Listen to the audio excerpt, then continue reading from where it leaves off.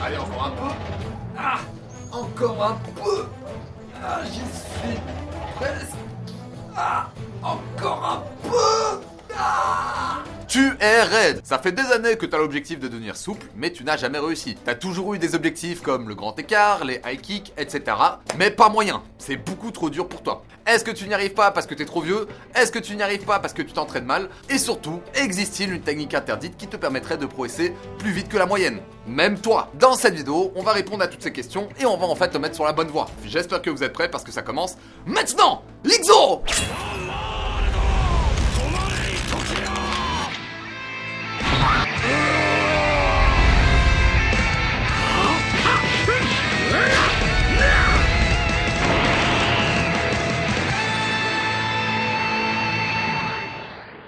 Avant de commencer ce sujet super important et super intéressant, actuellement je compte sur vous pour exploser le code MANGA. Il est à son apogée. Là c'est vraiment 52% de réduction. Et je pense qu'il sera plus jamais aussi haut cette année. Donc faites vos achats, compléments alimentaires, vêtements de sport, la Whey Goose Stracciatella qui vous dépannera pour vos petits déj. Vous connaissez la musique, donc continuez à me mettre bien avec le code MANGA. Je demande rien de plus. Pourquoi est-ce que je fais cette vidéo? Il faut savoir que mon pire point faible, c'est ce qui est lié à la souplesse. J'ai toujours été super raide. Au niveau de la souplesse, je suis le plus éclaté.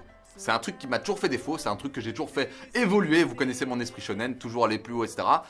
Mais la souplesse, bordel, c'est trop dur. D'ailleurs, il y a une vidéo où pendant 30 jours, j'utilise cette machine de torture. Donc, regardez bien. Pendant 30 jours, j'ai utilisé cette machine de torture. J'en ai fait une vidéo. Je vous dis pas le résultat. Et si vous voulez que je sorte la vidéo, parce qu'elle est faite, balancez les pouces bleus. 10 000 pouces bleus et je claque la vidéo. 30 jours à utiliser cette machine de torture. Bref, pour revenir à la souplesse, tout ça pour dire que, en fait, la souplesse, c'est pas aussi simple que ça. Et c'est pour ça qu'aujourd'hui, je suis prêt enfin à vous donner la voie la plus optimale. Je suis prêt à vous donner toutes les réponses les plus importantes.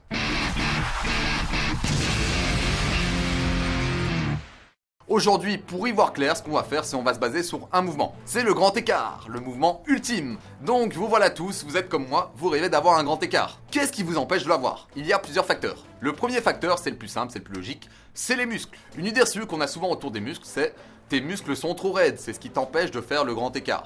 Du coup, là, vraie question, est-ce que vous avez une idée de à quoi est-ce que ça ressemble un muscle? En détail. Le muscle, on peut un peu voir ça comme une poupée russe. Tout d'abord, on a le muscle, donc globalement, par exemple le pectoral. On a les faisceaux, qui eux-mêmes sont composés de fibres, les fibres musculaires, qui eux-mêmes sont composés de myofibrilles. Et c'est là que ça devient intéressant parce que c'est très imagé. Dans les myofibrilles, on a des filaments d'actine et de myosine. C'est eux qui vont permettre la contraction musculaire ou l'étirement. On va pas trop rentrer dans les détails parce que ça va être trop compliqué, je vais vous perdre, mais voyez juste ça comme deux éléments qui vont se chevaucher pour engendrer une contraction. Avec ces images, vous comprenez qu'un muscle a une longueur minimum et maximum. Et on peut rien y faire. Ces fibres musculaires, on ne peut pas les allonger, on ne peut pas en créer de nouvelles. Tout ce qu'on peut faire, par exemple avec la musculation, c'est les épaissir. Donc le muscle en lui-même, ces fibres, c'est des longueurs qui sont prédéfinies de base. Vous savez pas le changer. Le seul truc que vous pouvez faire au mieux, c'est récupérer son état le plus normal. C'est tout. Enfin, ne vous découragez pas, la souplesse ne se résume pas juste aux fibres musculaires. Donc, on va voir les autres facteurs qui permettent justement de limiter cette souplesse ou qui permettent d'en avoir une bonne. La suite logique, c'est de parler des tendons. Les tendons, grossièrement, c'est l'élément qui fait la transition entre les os et le muscle. Et c'est là où c'est intéressant parce que par rapport aux fibres musculaires, ils sont beaucoup plus rigides. Si les muscles ont plus de 40% de résistance à l'étirement, les tendons, eux, quant à eux, en ont même pas 10. Et quand tu dépasses ces 10% de résistance, qu'est-ce qui se passe? Ça laisse des lésions, ça lâche. Du coup, de par leur composition, leur rigidité et leur remplacement, donc aux extrémités, c'est eux qui vont subir les contraintes les plus risquées.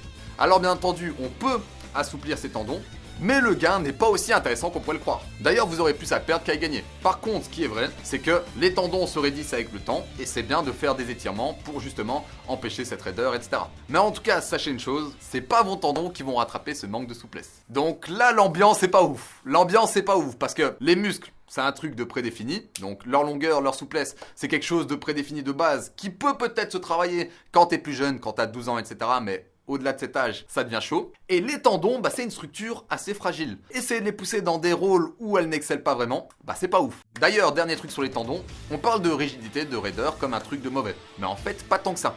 Cette raideur est utile. Cette raideur est utile dans divers sports, cette raideur est utile pour l'explosivité parce que la raideur de ces tendons permet de restituer de l'énergie sans forcément engager de contraction musculaire. C'est un peu comme des ressorts. Ils vont permettre d'utiliser des mouvements qui seront très économes par rapport aux contractions musculaires. Et chercher à perdre ou à atténuer cette qualité, est-ce que c'est si bien que ça? Posez-vous la question. Donc déjà la souplesse, comme vous l'avez vu, c'est un facteur qui est influencé par les muscles, les tendons et les autres facteurs dont on va parler. Mais juste là, on a des différences génétiques. Cette différence, vous la connaissez, du moins vous vivez avec et vous l'avez sûrement remarqué, c'est la longueur des muscles. Le biceps c'est le plus simple et symbolique pour ça.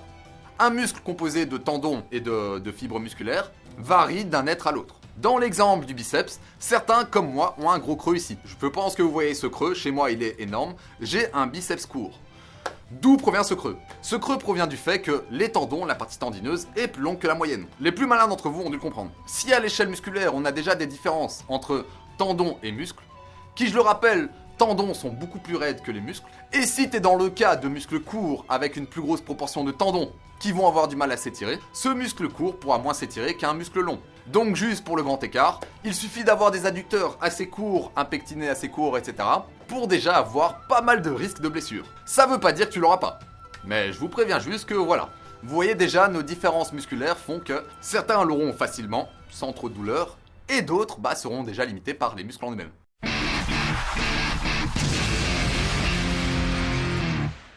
Un des autres facteurs limitants à souplesse, c'est les ligaments. Les ligaments, ce sont des éléments qui vont lier les os entre eux. Ils sont assez fibreux et tu t'en doutes, c'est des éléments assez rigides qui vont permettre justement cette stabilité de toutes ces articulations. Comme pour les tendons, on peut les assouplir, même si c'est très léger. Beaucoup de travail pour beaucoup de risques. En ayant des ligaments plus souples, ils perdent un peu leur fonction. Ils sont beaucoup moins efficaces dans leur fonction primaire. Et du coup, tu risques des microluxations, tu risques tout type de blessures, et là, c'est moins ouf. Et encore une fois, en parlant de génétique, on est tous différents à ce niveau. Certaines personnes ont des ligaments plus souples, plus longs, plus adaptés à certains mouvements, mais on est tous différents. D'ailleurs, les bons gymnastes, les gens qui font des mouvements incroyables, ce n'est pas de par leur travail, mais surtout de par leur génétique. Ils sont prédisposés à réussir ce genre de dinguerie. Et même en étant prédisposés, ils finissent cassés comme jamais. Donc c'est pour ça que cette vidéo est très importante, parce qu'elle vous met en garde. C'est très bien d'avoir des objectifs, c'est très bien de vouloir être complet, etc. Mais il faut penser au long terme. Admettons, vous arrivez à débloquer un mouvement, à quoi il sert s'il vous nique par la suite? Alors à ce niveau de la vidéo, t'es sûrement découragé. D'ailleurs, dites-moi dans les commentaires, est-ce que vous êtes découragé du grand écart ou pas? Mon but c'est vraiment pas ça. Mon but c'est vraiment pas ça. Et d'ailleurs, c'est pour ça que je vais vous apporter la solution qui vous permettra de l'avoir en toute santé. Mais en tout cas, si t'es pas découragé, ce point, ça va être le plus gros coup. Ça va être un uppercut. Si t'arrives à résister à ça, c'est que t'es un monstre de motivation.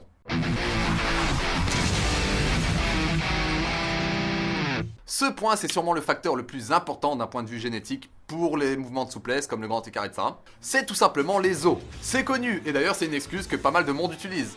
Il y a des morphologies pour le grand écart, il y a des morphologies qui ne pourront jamais l'avoir. Et ça, c'est dû aux os.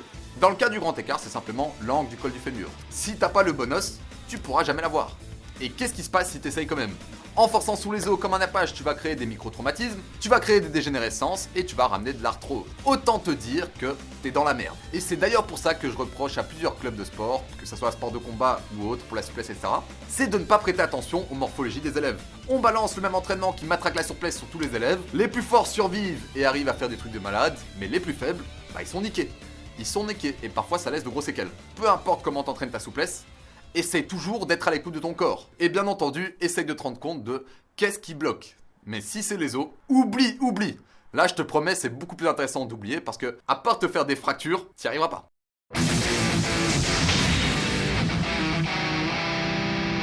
Là, on va rentrer dans un élément sur lequel on a un peu plus d'impact. C'est d'ailleurs l'élément principal des étirements de l'assouplissement. C'est les tissus conjonctifs. Et ce sont, avec les capsules articulaires, les éléments qui sont les plus résistants à l'étirement. Les tissus conjonctifs, on peut les classifier par deux catégories. Les tissus conjonctifs lâches, les tissus conjonctifs denses. Et c'est les denses qui nous intéressent. Et c'est là qu'on entre enfin dans un élément qu'on peut travailler, et ça, sans trop sneaker. De 1, simplement par des étirements qui permettront d'aligner les fibres de collagène dans le bon sens, qui permettra de gagner en mobilité, ce qui permettra de gagner un peu de mouvement. Et de 2, c'est des structures qu'on va rendre plus élastiques. Donc gardez bien en tête que c'est un des éléments principaux à travailler si vraiment vous voulez gagner de la souplesse.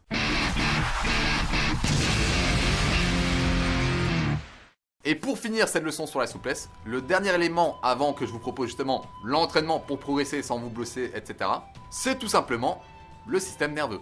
On a les réflexes d'étirement actifs et on a les réflexes d'étirement passifs. Lorsqu'on étire un muscle, on a ce qu'on appelle le réflexe myotatique. Plus le muscle va être étiré, plus il va avoir de tension, plus le corps va engendrer une contraction pour se défendre, pour l'empêcher de céder. Et c'est justement l'un des mécanismes du corps qui va faire que vous ne pourrez pas être aussi souple que vous le voulez. C'est justement ce qu'on travaille avec la souplesse. Alors, je pense que j'ai tout dit à ce niveau, on peut passer à l'entraînement. Quel est l'entraînement qu'il te faudrait pour espérer progresser en souplesse? Si c'est vraiment ce que tu veux.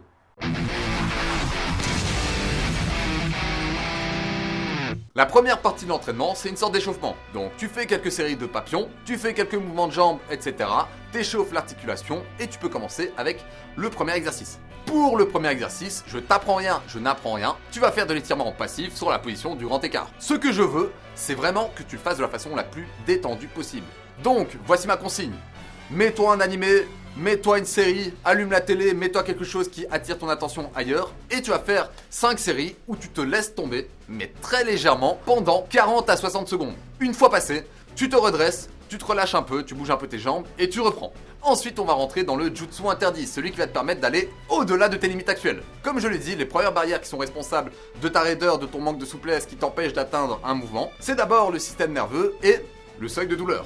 Le premier exercice a pour but de t'habituer au mouvement, à te préparer et aussi à réduire ton seuil de douleur. Et le deuxième va justement jouer sur les réflexes qui empêchent ton muscle de s'étirer sans se contracter. Voici comment tu vas faire pour ce dernier exercice. Tu vas prendre la même position que précédemment. Pendant 8 à 10 secondes, tu vas contracter ton muscle à fond, tes adducteurs à fond. Donc tu vas imaginer que tu resserres tes cuisses. Ensuite, tu vas relâcher cette contraction et tu vas essayer de descendre un peu plus. Une fois que tu sens que tu as la bonne position, tu la tiens 15 secondes. Et là, tu as ton jutsu secret. Un étirement actif qui te permettra de progresser plus vite, mais qui est aussi à la fois plus dangereux. Donc fais gaffe avec ce mouvement, ne pousse jamais trop loin et vas-y progressivement jour après jour. En tout cas, je veux que tu te concentres là-dessus. Ce qui va améliorer ta souplesse, c'est pas l'intensité pendant l'entraînement, mais c'est le fait de pratiquer le plus souvent possible et le plus longtemps possible. Cet entraînement, il est assez facile à intégrer dans son quotidien, tu peux le faire assez souvent et le garder assez longtemps, ou alors tu peux te prendre la tête avec des entraînements super longs, te blesser, te niquer, et là, ça me concerne pas. Conclusion, les objectifs en souplesse, c'est bien, c'est quelque chose qui fait rêver, mais c'est essentiellement génétique. C'est essentiellement génétique. Ton voisin qui est aussi souple, tu ne pourras très certainement pas le dépasser si tu ne fais pas des sacrifices. Lui qui est dedans n'a pas besoin de faire de sacrifices, c'est sa nature, mais toi qui es raide comme un poteau, ne pourras pas y arriver gratuitement. C'est un truc que tu dois prendre en compte. Donc mon but ça n'a pas été de vous décourager, mais ça a été plutôt de vous donner les pistes. Et au final, ce qu'on peut conclure, c'est que si vous n'avez pas une génétique propre à la souplesse, vous pouvez la travailler. Vous pouvez la travailler pour votre santé, vous pouvez la travailler, d'ailleurs c'est très bien de la travailler de façon régulière sans abus, mais si vraiment vous partez dans les extrêmes, alors vous risquez déjà peu de gains, très peu de gains pour beaucoup de sacrifices. Et ça au prix de différentes pathologies. Donc vraiment, réfléchissez bien. Utilisez votre énergie pour des objectifs sur lesquels vous pourrez progresser, et ça, en bonne santé. Bref, malgré tout ça, je vous souhaite à tous de rester esprit shonen, je vous souhaite à tous de déglinguer vos objectifs. Soyez intelligents, progressez là où vous pouvez, c'est tout ce que j'ai à dire. Bref, en attendant la prochaine vidéo, mange bien, dors bien et entraîne-toi bien. Sur ce, Jana!